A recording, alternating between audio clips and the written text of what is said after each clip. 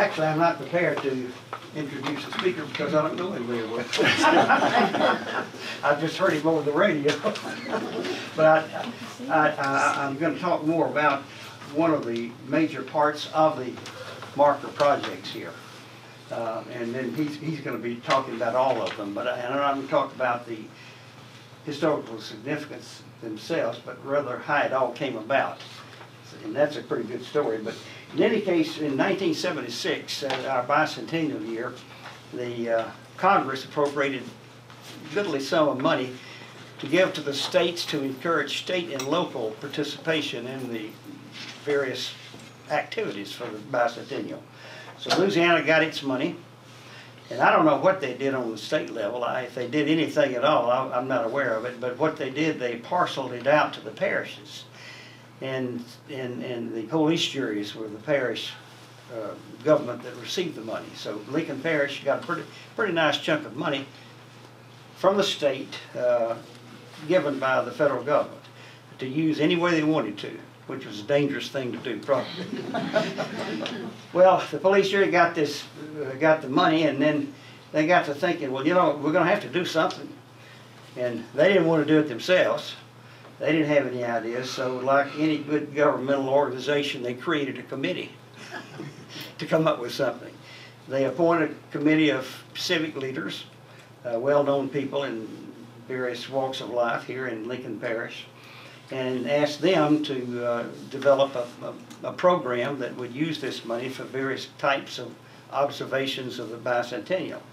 So the committee was created and had a big article about it in the front page of the Daily Leader, and the committee got their picture in the paper, and they were all smiling and everything. And so their first task was to make a list of places they felt like were historically significant to put the markers. Well, they did that with due diligence, I guess, and they narrowed it down to 13 because these markers are pretty expensive.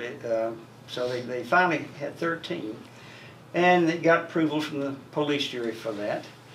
And then the next thing was to research and write the markers, and then have them manufactured and then placed in a public place. And it was supposed to be on the right-of-way of the state highways. Well, after a while, the committee, which had never done anything like that before, decided they just couldn't do it. Too hard, too much trouble. Why don't we let Tech do it? So they called up Dr. Taylor, President Taylor, and said they had to have Louisiana Tech to help them do this project, or what they really meant was to do it for them. And could they do it? And Dr. Taylor said, sure, just take all that stuff over to the history department. They'll be glad to do it. So they did, and it dumped on us.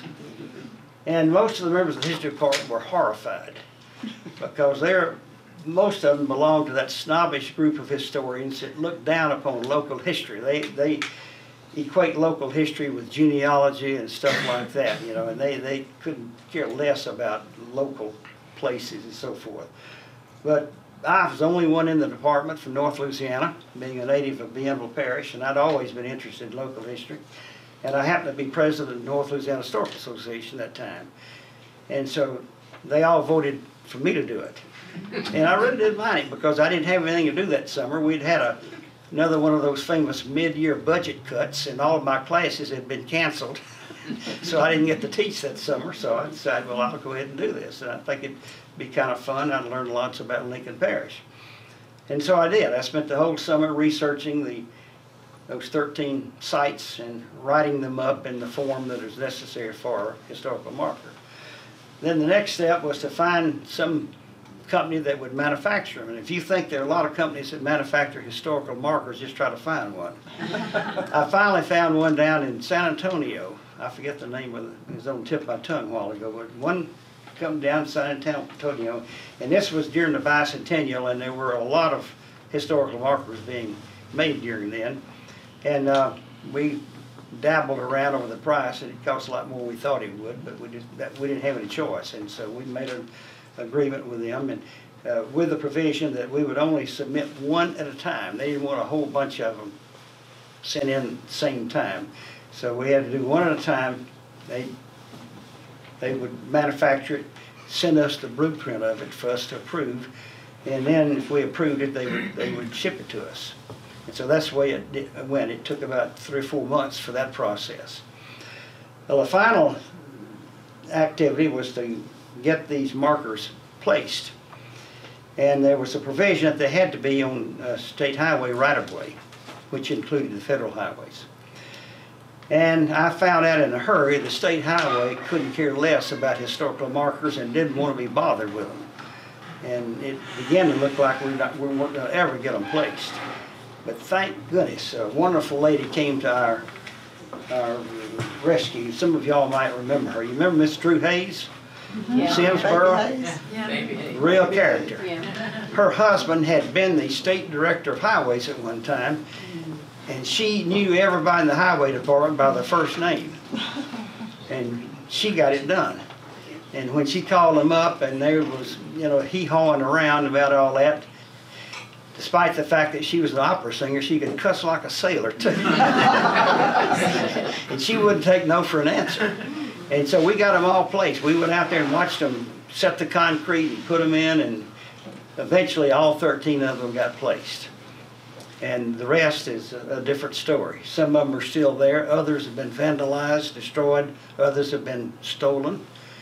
And the highways of several places, like one, like 33, has been changed, and you can hardly see the markers because it's so far away from the highway now. And so we only have a part of what was left. But that's the way the bicentennial markers came about. Now, we do have other markers besides that, and our speaker will tell us about all of them. But it was quite an experience, and I was pleased to be part of it. One final thing, though.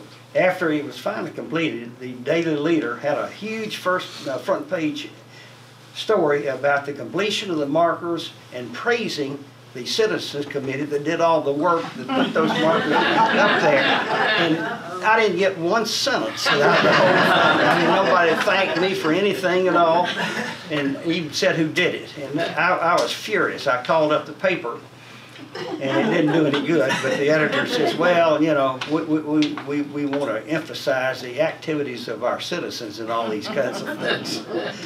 So, but anyhow, at least I get some pleasure out of seeing those that are still there.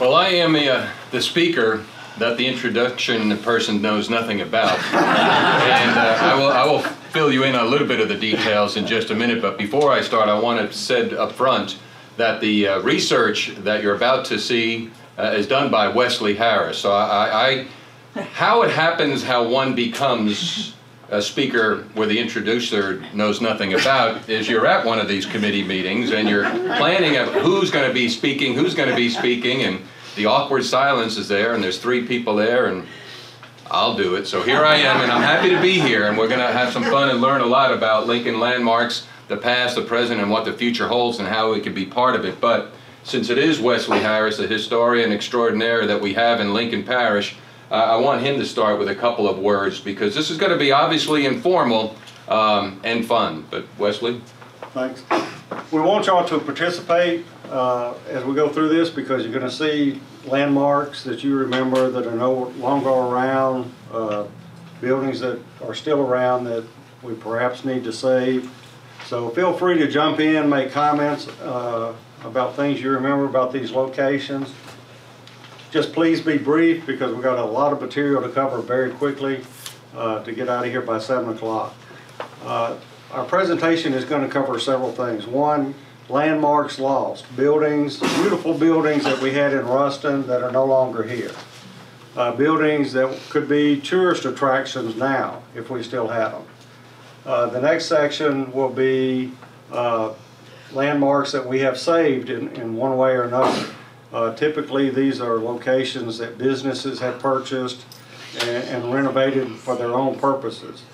The next section will be places that we need to save, or places that are in need of some tender loving care.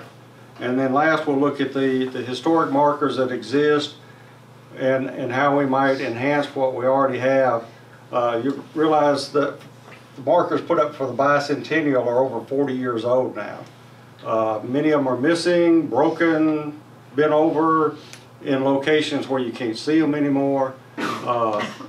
And as many of y'all know from traveling, if you go to the state of Virginia, you see buildings from the 1600s, the 1700s. The number one thing in tourism in Virginia is history. That's what their tourism is based on. If you go to Texas, you see thousands of historical markers all over that state. Every 20 miles. Just about. You know, we don't have a Alamo here. We don't have a Liberty Bell here. But if we use history to draw the interest of tourists, I think it could be to great advantage for our community. Wesley, there's Yes, one sir. thing that I left out, some people might like to know. I put all of the blueprints and the research notes and the newspaper clippings from the bicentennial markers in the tech archives. Okay. So if So anybody Nolan, our tech archivist, That's is right. taking care of those. If anybody wants to see them, they can go there and take a Raise look. your hand, Nolan, so they'll know who you are. And he's our newest board member for the Lincoln Parish Museum. Okay. Keep in mind that when we talk about these buildings that are no longer with us or that perhaps are in need of saving, that we're not criticizing anybody. There's a lot of factors that are involved in maintaining an old building, and sometimes there's just no way to renovate it or to even keep it. You know, the South is very tough on buildings with the humidity and the rain and so forth. You know, so those that still need to be saved, we have to look at very carefully and try to do what we can as soon as possible. The first thing we want to look at is some landmarks that we've lost. Anybody remember that building? A couple of folks? I think that's one of the most beautiful courthouses I've ever seen. It was on the block where the current courthouse is, that cracker box looking thing. They replaced it. Construction was started around 1900, 1901, and it served as the parish courthouse for 50 years. It was not really a very big building. Most of the upstairs was courtroom, but to me that's just a magnificent building. The jail was across the street, close to where the bus station was. Just an amazing building. And can you picture that being a tourist attraction now if we still had that building? We used to have some beautiful churches in the downtown area. This is Trinity Methodist Church. How many of y'all went to that church in that building? I remember that as a kid. I went to nursery school in the back of that building. You know, it was a very beautiful building. That was on the northeast corner of Vienna and Alabama. You can think of the Dixie Theater on this corner, and that was on the next corner. Of course, when they built the new Trinity Church on the service road, this building was torn down. And my parents actually got some brick out of that building and used it to build our house. This is First Baptist Church, which is in the same block as the current First Baptist Church, but it was also a very beautiful building. I went to kindergarten in that building, and you know, I don't know the history of the dome, but I think what happened was they were having leaks, so eventually the dome was removed, because you can see in the picture taken at the top, which I think is in the 40s, that the dome has been removed. How many of y'all ever rode the train from the Ruston train station?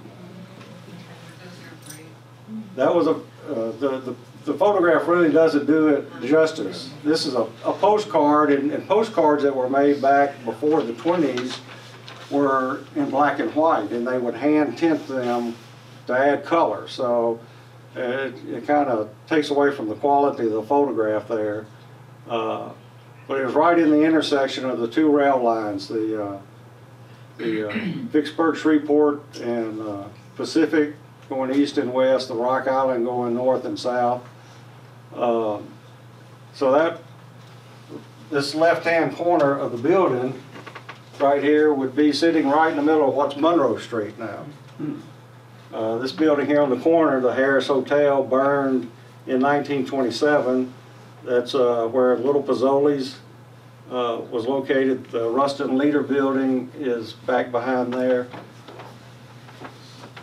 But that was a very, very ornate, beautiful building. In its latter years, got very run down, and it was demolished in the early 70s. I have something to say about that. If you don't Yes, ma'am.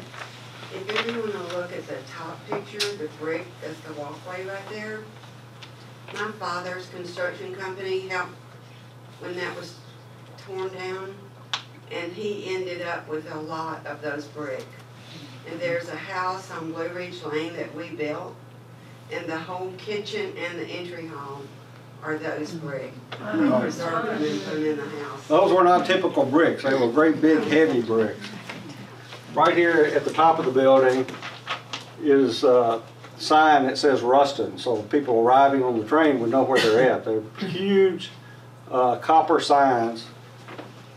If you go by the Townsend House, one of those signs is in the front yard and one of them is inside the building. I was in the second grade and I came up here and my grandmother got on the train with me and we went to Shoedron. And my grandfather met us in Shoedron. I was the most excited little girl. It used to be tradition that kindergartners would ride the train from Ruston to Arcadia and then come back to Ruston on a bus. I rode the last year when they were taking, the kid.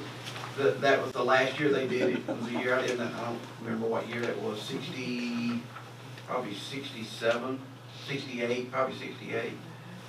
But like I said, it was a very ornate building. Of course, like everything else in those days, it was segregated. There was a large white waiting room and a very small African American waiting room. This is the VS&P Freight Depot.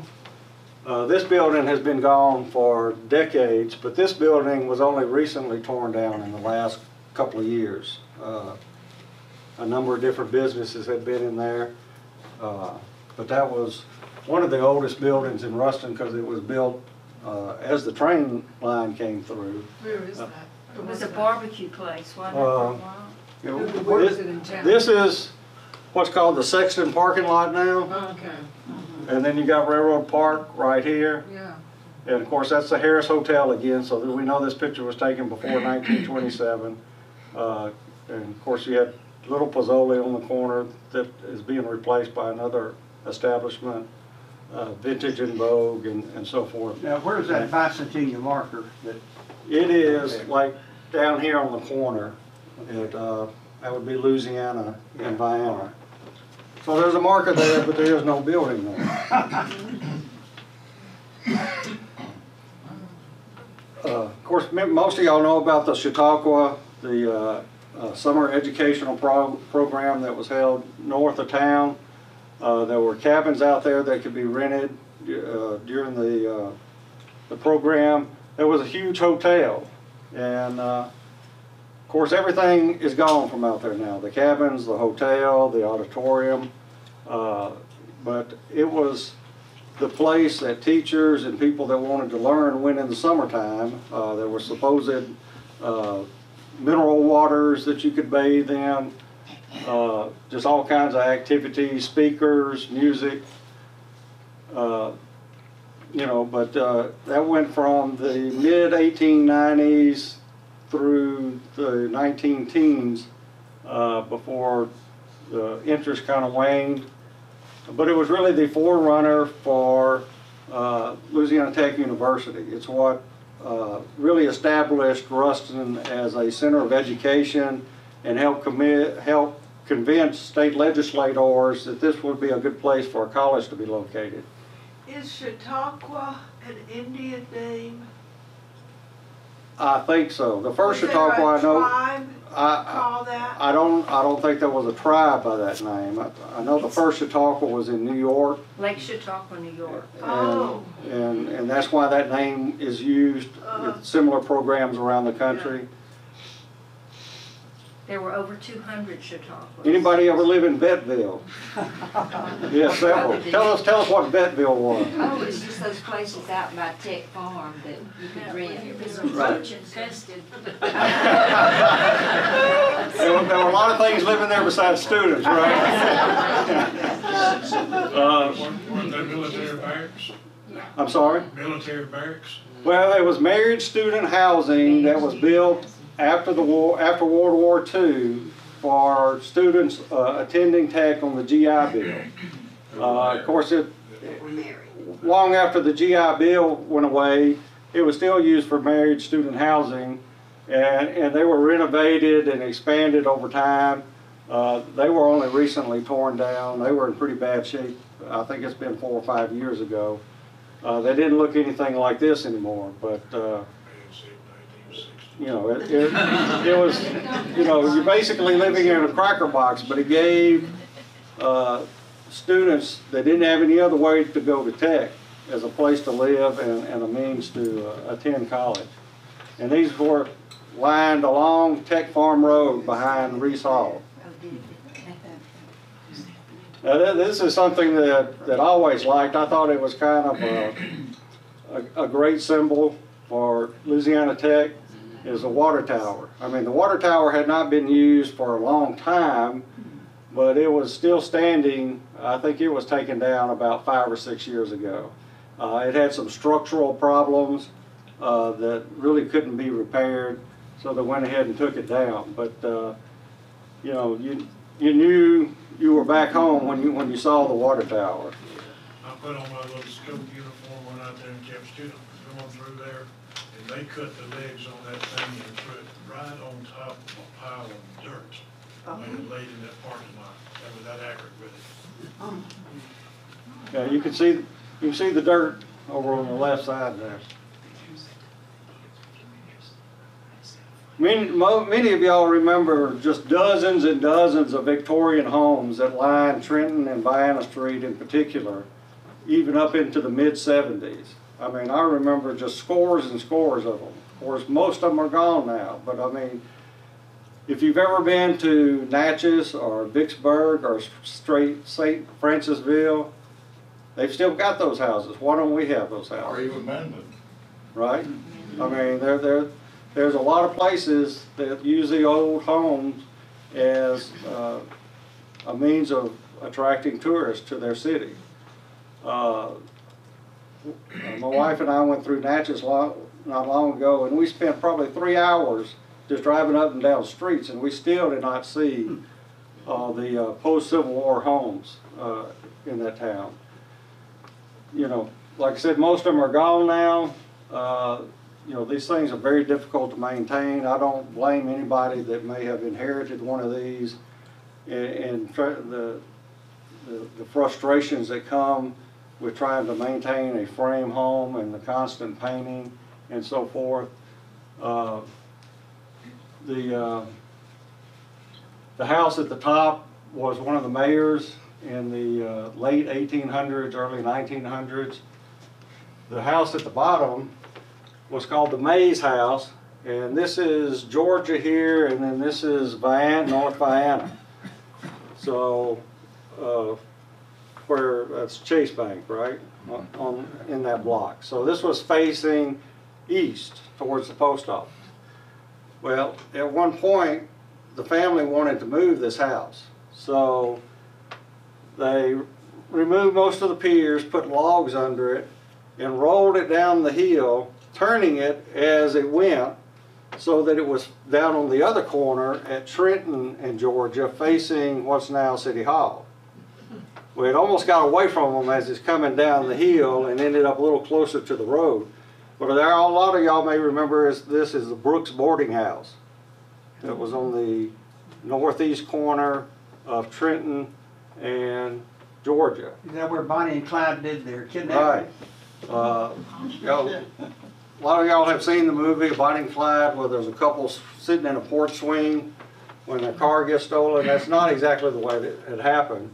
Sophie Stone, who was the home demonstration agent for the Cooperative Extension Service, was sitting in that porch swing by herself, and on her lunch break, when she sees a car pull up, a guy jumps off the running board and steals the car parked in front of the house that belonged to one of the other roomers at the boarding house.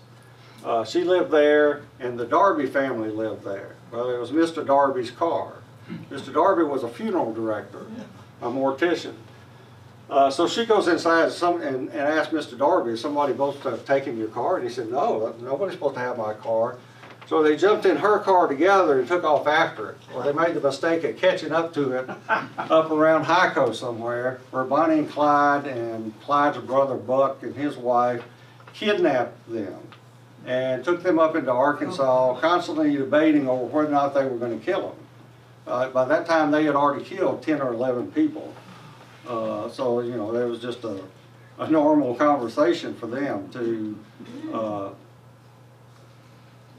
talk about what they were going to do with witnesses. But anyway, they had stolen that car to go further down the street to rob the Ruston State Bank. And of course, that foiled their robbery attempt in Ruston.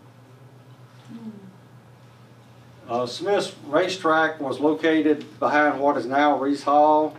That was back in Ruston's early days when the alcohol flowed a little more freely and the gambling. And he was a respected guy, but kind of walked a line between behaving and misbehaving. And if you could get up in an airplane or get a drone above the area behind Reese Hall, you can still see the outline of this racetrack. So those are some locations that simply just don't exist anymore for one reason or another, and you can't fault anybody for that. But just imagine the tourism potential and the pride of community that we would have if we still had just a few of those locations. Now there are some landmarks that we have saved.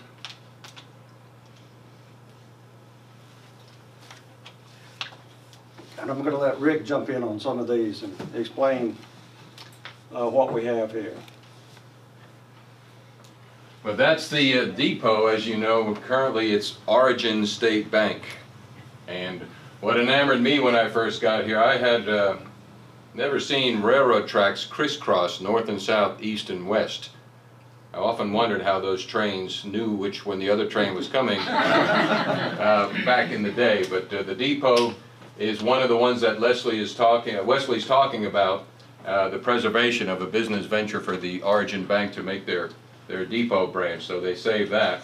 Now, I wasn't here in town. The building behind it still stood, but I understood some dubious things went on in that theater. We don't want to see a show of hands for anybody that went to those motion pictures, do we?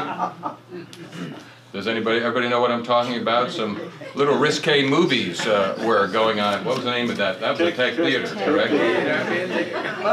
Oh, so you did go to some of them. Now, I'm not familiar with this. I want Wesley to take over Walnut Creek Baptist Church and what they've done with that. They have took it upon themselves to preserve, and he's going to show you this photograph as well as internals, just to show you when people come together to work to preserve, good things happen. So Walnut Creek Baptist Church. This is one of the locations that has basically been preserved in its original condition. They have restored it completely inside and out, and this is north of Simsbury, north of the interstate. It's close to what was called the old wire road, the main mode of transportation across North Louisiana prior to the railroad. But I mean, they have restored the pews and everything inside, and they put up their own marker about the church, and the church association paid for that marker. That is the same format of marker that the state uses when the state provides a marker.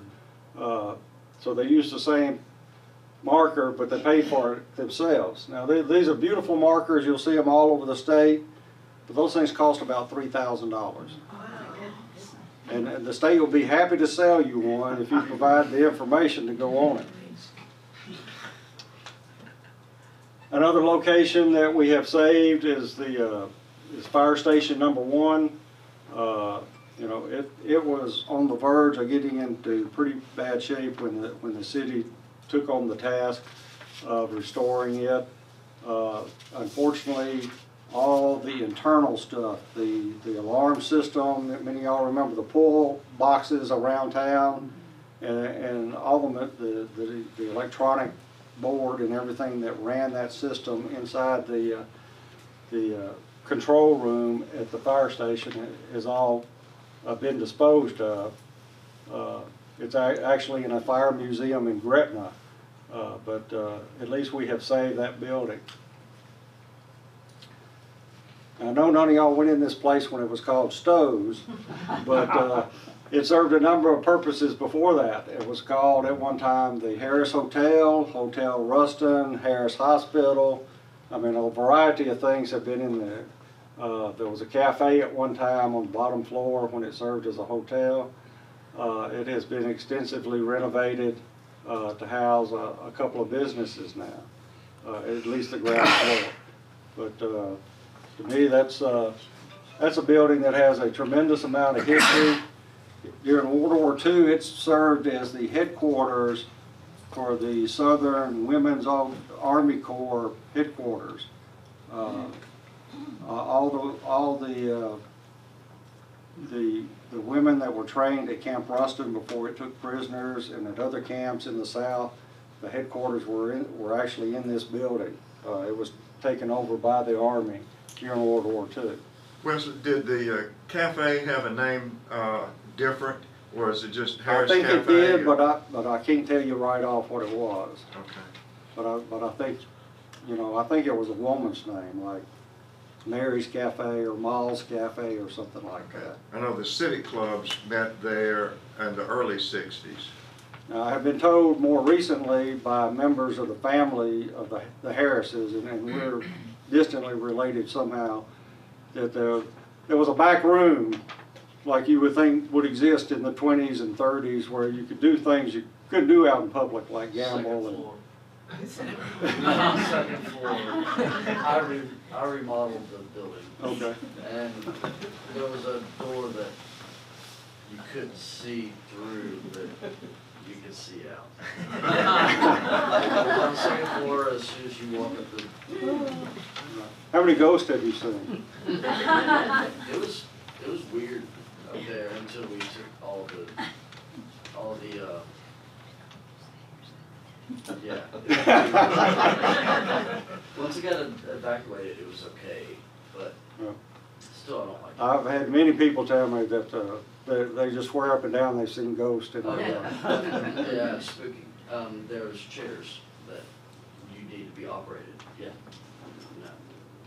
There's what now? Chairs that what? Operation chairs. Oh, yeah. Oh, Dr. Harris. Yeah. Yeah. He delivered a bunch of us. Oh, I'm sure. And of course, our own museum. When was the renovation? 86 The or museum something? was, the murals were 75, I guess, was when they did it. We've got some photographs, and I didn't include them here, but this place was practically gutted when it was renovated to get it back in the condition it is now. Of course, renovating any of these buildings is a very expensive proposition. There have been a number of buildings in Ruston that people have purchased and to try to do a renovation, and they get involved in it and realize it's just too tough. It's too expensive because it does take a lot of money. Before you go on, and I thought coming up here, part of why I may be involved in is I moved to Ruston in 1982, and when I moved here, I'm going to read, I made the news in the Ruston Daily Leader, and they did an article that Rick Godley found Ruston a clean, happy place to live. So why do we need to bring attention to landmarks and preserve them? Because you never know who you're influencing in the future. So in 1982, I'm just going to read the highlighted sections here. Louisiana's a dream state, he said. Nancy Bergeron, by the way, wrote this. So talk about still going. He said during an interview seated among the relics at the Lincoln Parish Museum. So it was this house. And Godley had been through the North Louisiana Hill Country on sales calls, and it made an impression on him, and probably subconsciously he would say it was calling to him. I'm finding thousands of reasons why I'm supposed to be here as I'm jumping down. I'm supposed to be here. It's crazy, Godley said. Pointing toward the window, Vienna Street, Godley said, this is the street that I fell in love with. This was 1982, and I was traveling around. By the way, I'm originally from New Jersey, and how I got here, if you spell Ruston backwards, it's not sure. So we'll figure that out. So, and I learned how to pronounce Vienna. Among his most frequent stops in Ruston is the Lincoln Visitors Bureau, which is what this was at that time. In fact, the day of the interview, he parked 2 blocks away just so he could feel the effect of walking up to the Davis home, which now houses the museum and Visitors Bureau. And then Louisiana's a dream state. That was the theme of the state at the time. We love visitor stickers. Was also given out by the Visitors Bureau that I would put on the back of envelopes when I would mail them back home. So you never know what you do when you do what you do to influence whomever else in the future. And you happen to be standing in Rick Godley and his wife's reception hall. And if you had been my friends at that time, and I don't think you were, Pat, we got to know one another afterwards, you all were invited because it was a covered dish. That's what happens when you get married later in life. So my point is, this house has meaning for me, and I just think it's only applicable because what we're about to see, we just never know who we're going to influence in the future. I would like to say thank you to everybody that could be here that is part of the museum membership, because that's the only money we get. We get no state funds, federal, or we do get a little bit of money through the Tourism Bureau. But I just, as you think about what you've said and what is going on as a board member, I'd like to say thank you to those that have helped us. And everyone needs to give a big thank you to William Green, Jelly Green, because without him, this building wouldn't be here at all.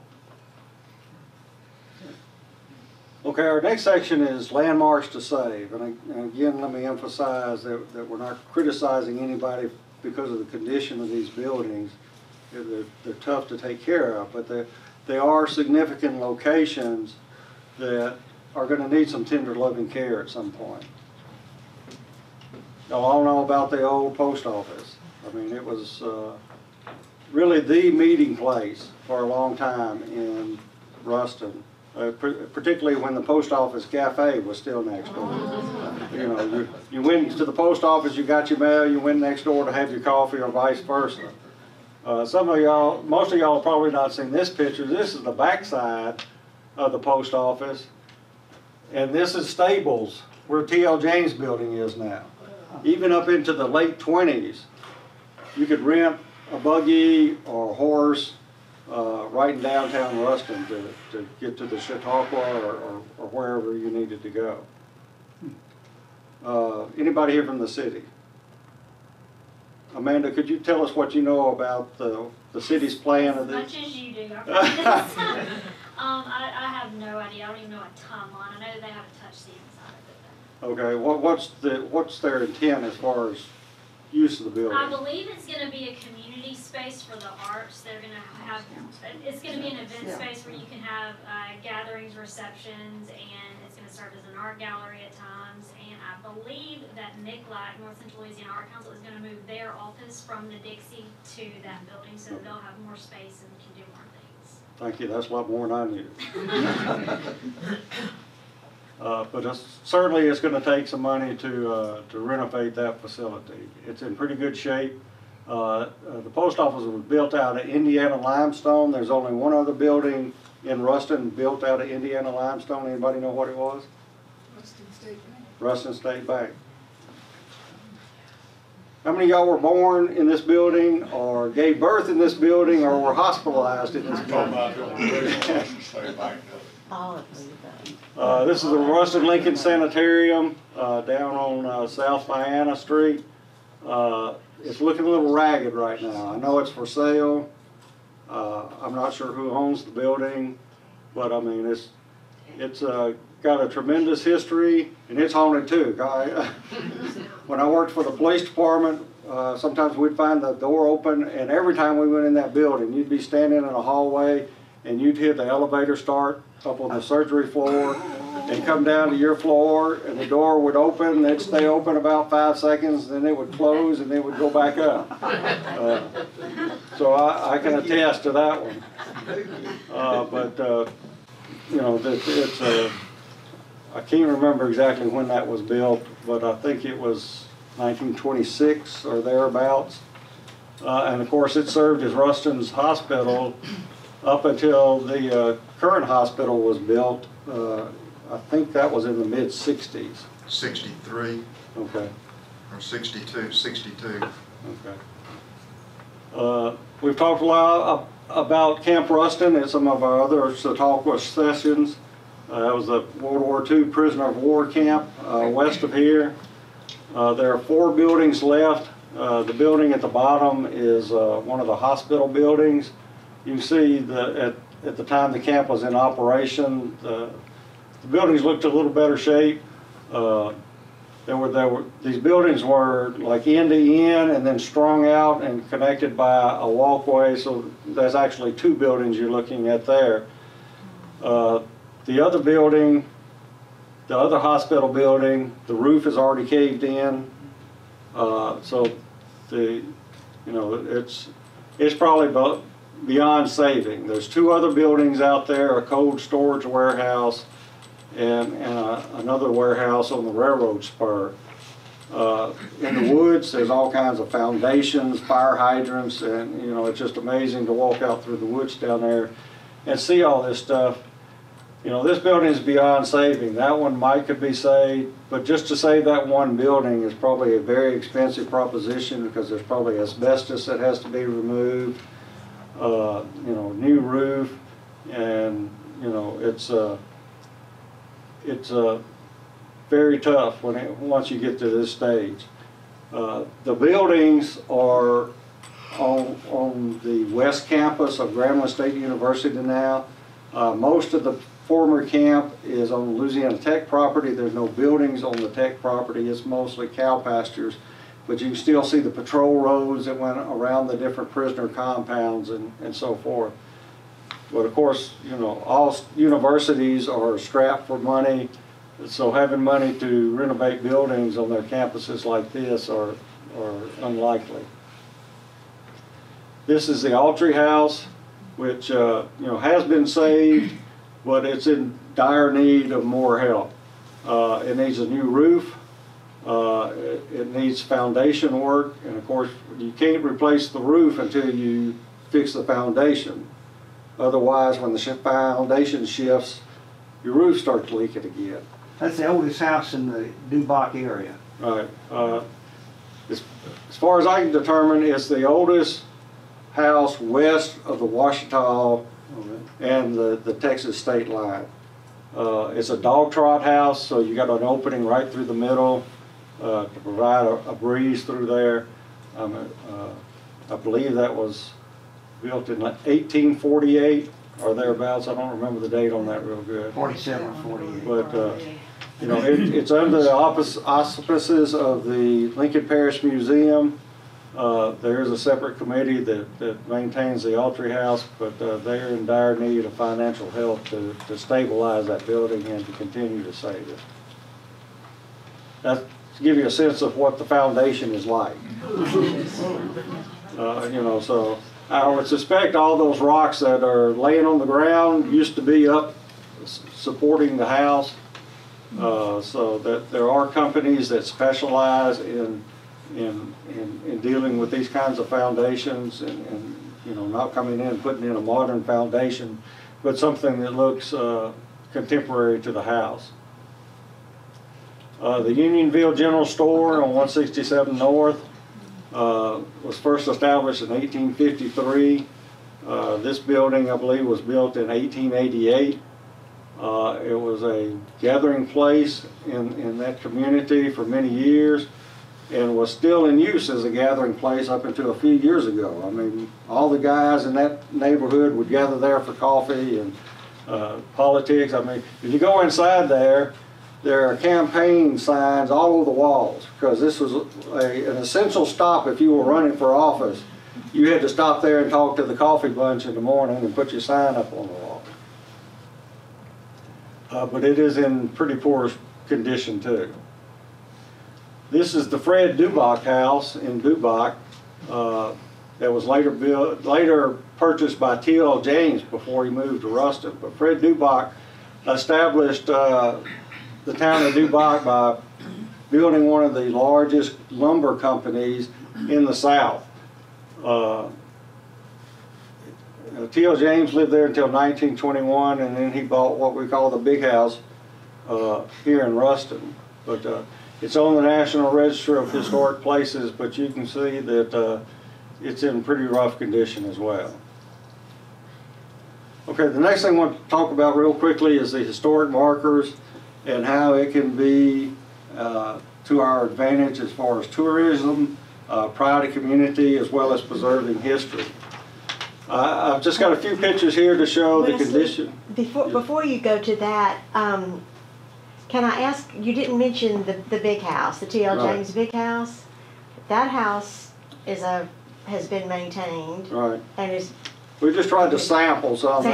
No one we could cover them about up. the, I understand it was the first hospital in Ruston. It's behind O'Neill. Right, on Louisiana Avenue. On Louisiana Avenue, that house right there. I Right. think somebody's living in it now. Somebody has, I don't know how recently, but relatively recently has bought that house and is restoring it. Mm-hmm. But the first hospital in Ruston was on Louisiana Avenue, behind what used to be the Coke plant, behind O'Neill's feed store now. Right.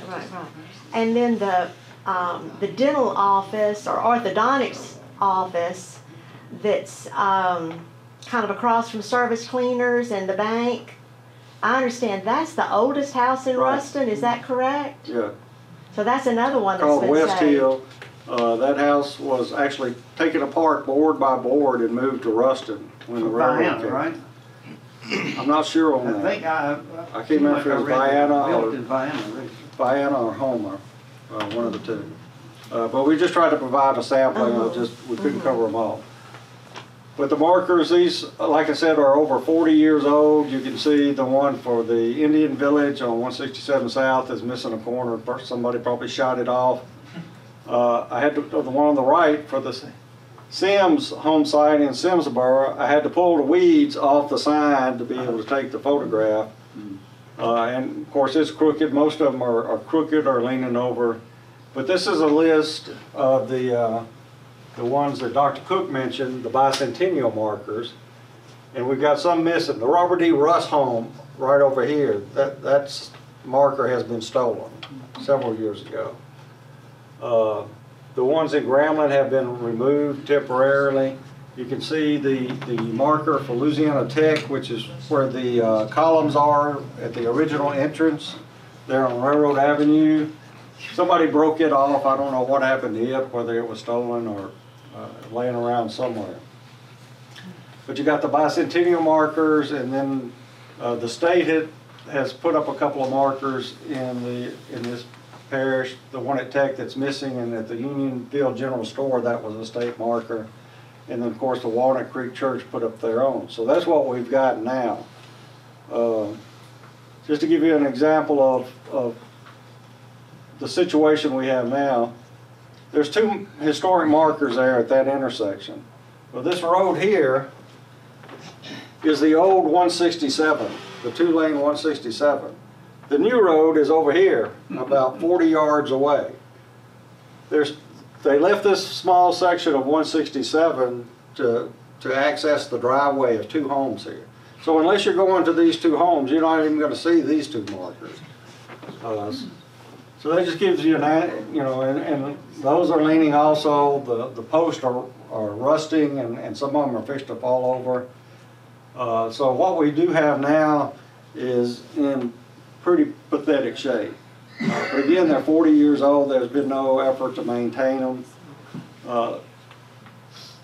I really believe that there are other places that might be more attractive as tourism stops, like the the location where Bonnie and Clyde stole the car, or in front of Ruston State Bank. Bonnie and Clyde wanted to rob this bank.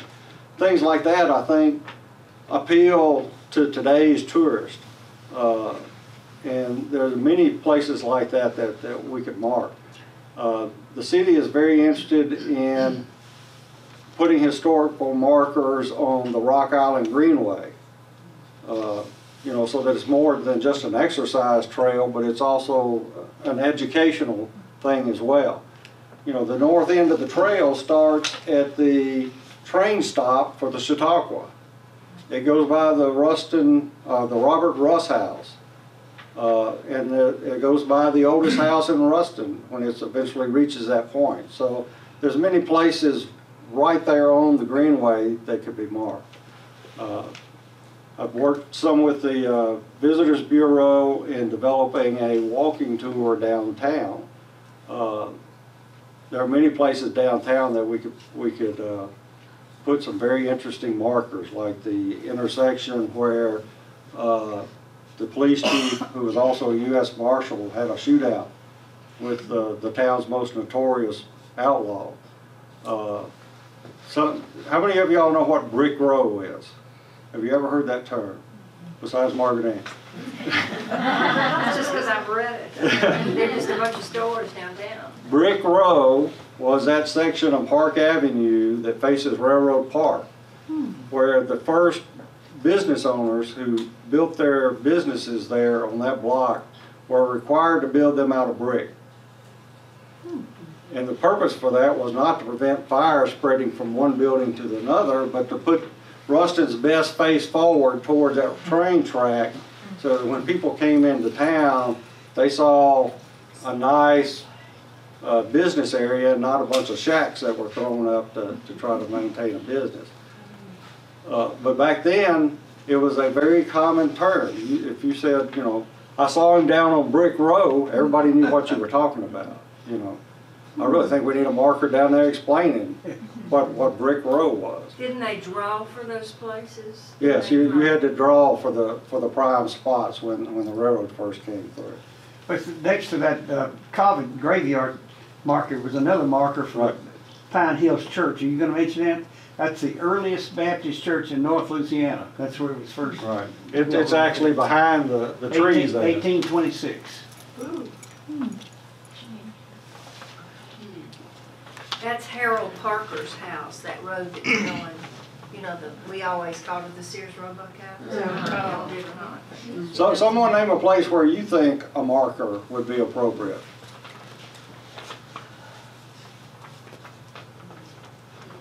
Come on now. Would they have some out there where the mounds are, those Indian mounds? Is there a marker out No, there there on is the not. White Lightning Road? We've tried to keep that a secret.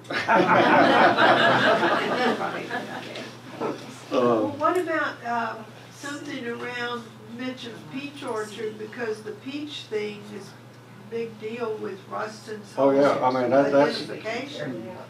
that may be that's one of the oldest continuous operating businesses in Lincoln Parish. Well, I mean, Not the oldest, but it's one. know about the Peach Festival and Ruston's association with peaches. Right. I think. And you know, and we try to send tourists out there. Yeah, Where else? I don't know if there's a marker there. No, there is not. Is there a marker at the prisoner of war camp? No, there is not. That Now, it's on the National Register of Historic Places, but I don't know where that plaque is that would have been provided when that designation was made. It's not out there. Well, the colored Chautauqua marker was there, Right. but I found it in a trash pile. Right. Yeah, that's one of the Bicentennial markers. Right, the colored Chautauqua and the Grambling train station are both at the Grambling mayor's office, and they're going to put them back up. They want to build like a brick base around them and try to protect them a little bit better than they were. The Viana Cemetery.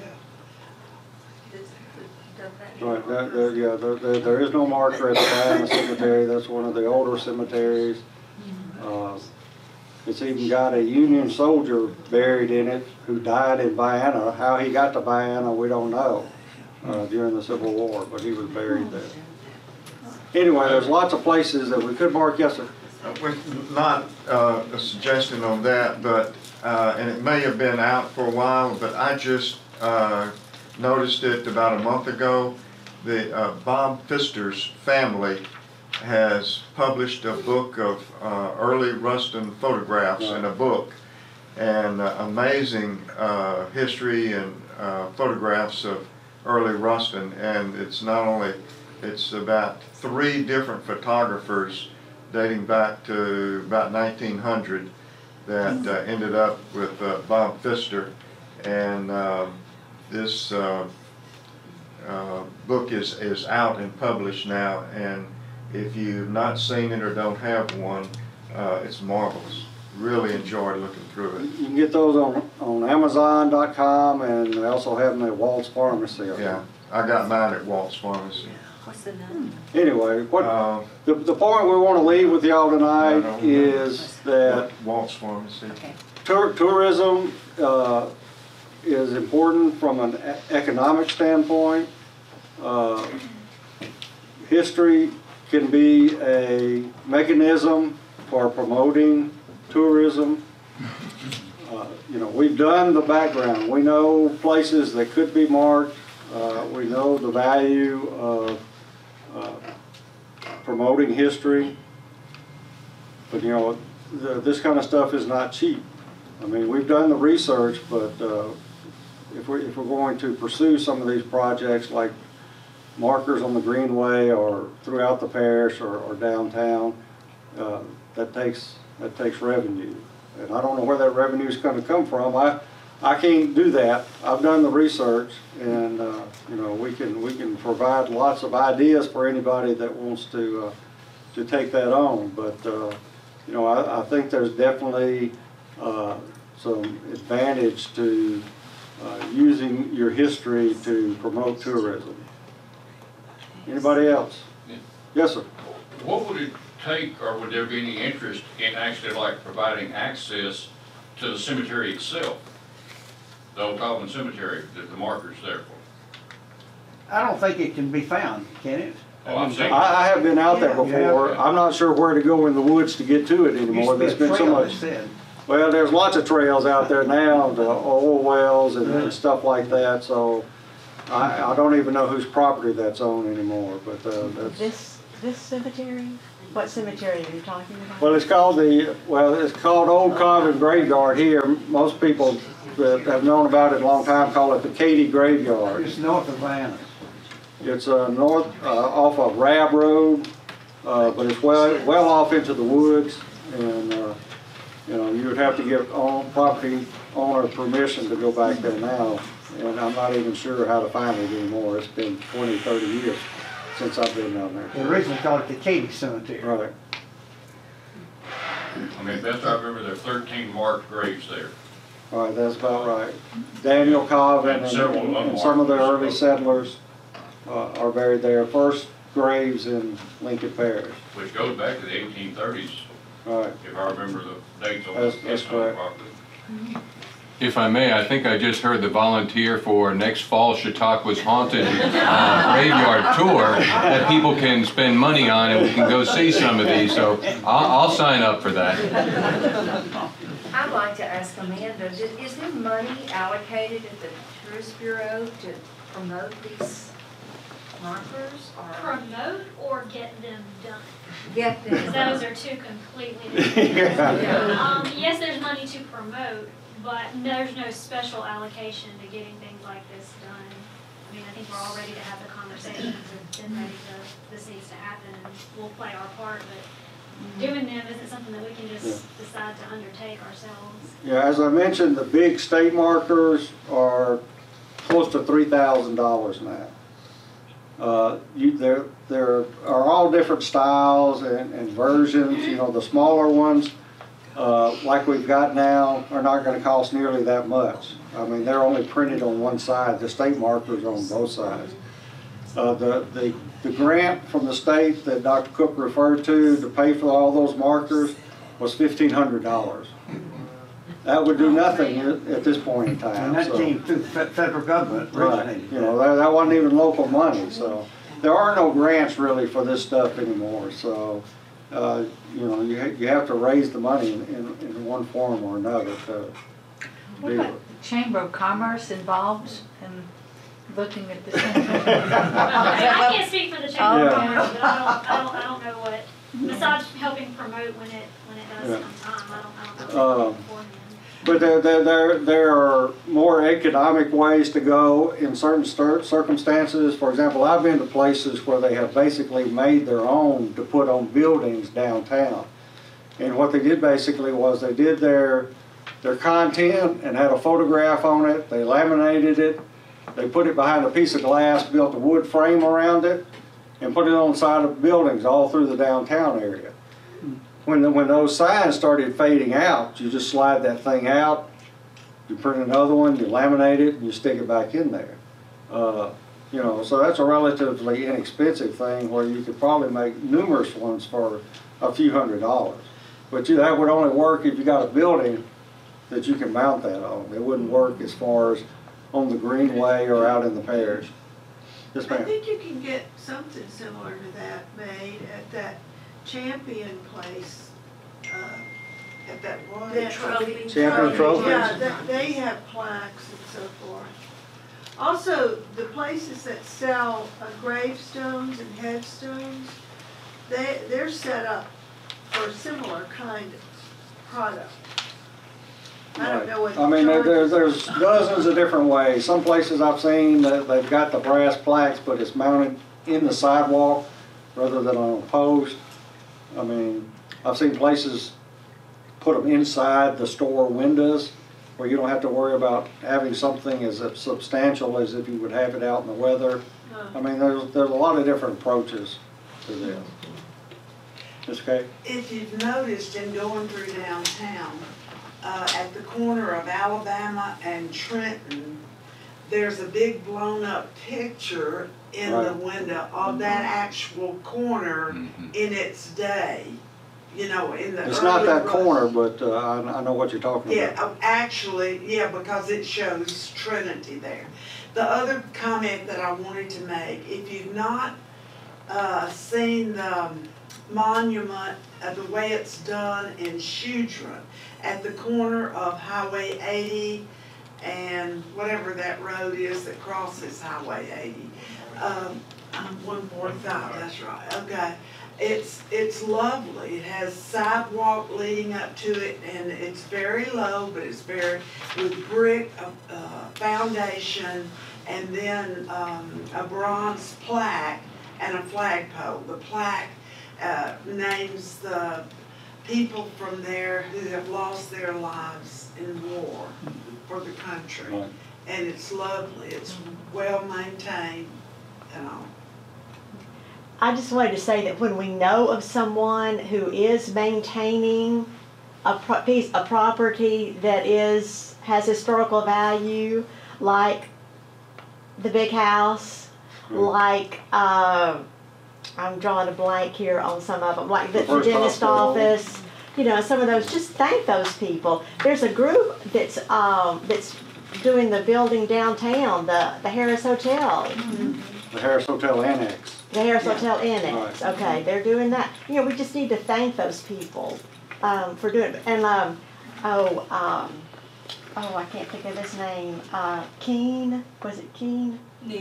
Neil, yes, he did a lot of things to a lot of places in town. And I know he tried to do the house that's kind of catty-cornered across from Ruston High School, the Fowler House, but then he got into so many issues and requirements that the government put on him to have to do that he just kind of had to stop. But you know, we just need to thank people like that who do that. And would you mind taking go back one? Oh no, that's the one I want. That's the one I want to take a picture of that. Thank you. We'll wrap this up. I want to put a plug. You brought up a book there, Alan. This was a nice little book Welsey has compiled as well that has some of these pictures in here that would make a great Christmas gift as well. And to follow up on Johnny membership and support, it's a Lincoln Parish Museum and Historical Society is the umbrella organism that also is over the Autry House. So just feel free to contribute any ideas or any other things you want to make a contribution for.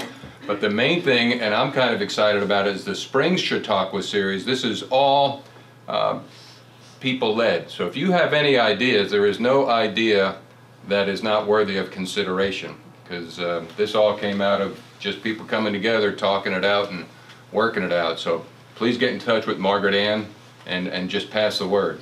I just want to thank you too, and I want to thank the committee that formed this, because we did meet a few times and we had such fun doing it. It's always really fun to be on the committee because you get to put in your ideas. I want to tell you what Johnny said too. Mr. Billy Green is instrumental in this.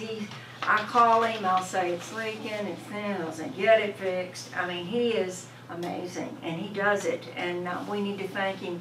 He's not here much, he'll be here Christmas, but this was his house and it is very close to his heart and he keeps it going. So you all also keep it going. So I would appreciate it if you would join, but I don't want to beg you, I just want to tell you that we do have 2 parties and we appreciate whatever you do. And more importantly though is advocate for this place. Get people to come here. I mean, how many people live here that don't come here? And we're all guilty, so it's not a matter of guilt assuagement, just, you know, because this place is open for people to walk around. And Mr. Hogan went upstairs tonight. Mr. Hogan, tell him. He loved it.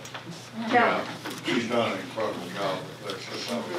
Yeah, I would really love for you to go upstairs and look. Because every room now has been refurbished. I want to thank these 2 guys. Appreciate